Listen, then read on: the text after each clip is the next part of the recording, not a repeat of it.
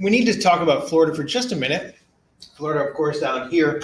But the reason we need to talk about Florida is not because we need to understand how it came to be, but because it's going to set up some stuff for the future.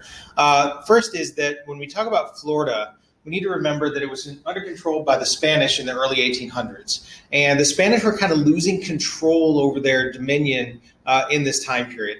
So as they lost control here, what was happening was there's a group of Native Americans known as the Seminole down here. A lot of runaway slaves were actually, enslaved people were making their way into Florida and joining up with the Seminole tribe. And the Seminoles themselves were a conglomeration of other tribes.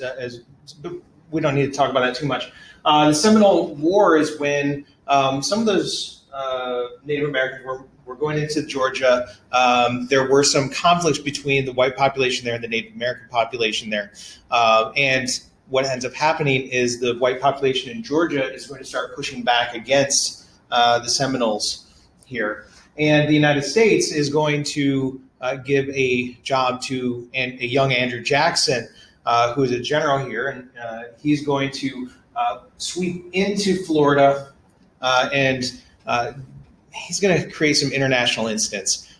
He's going to capture a couple of British people he thought was riling up the Native Americans in the area to get them to attack white people, and he's going to actually execute them without any sort of trial.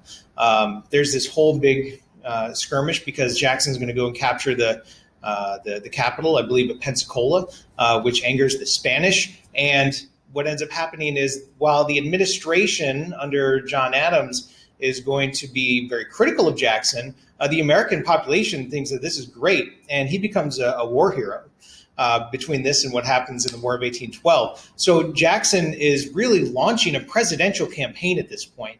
We're going to see that this is the thing that makes him a celebrity, which is then going to lead to his political career really blowing up.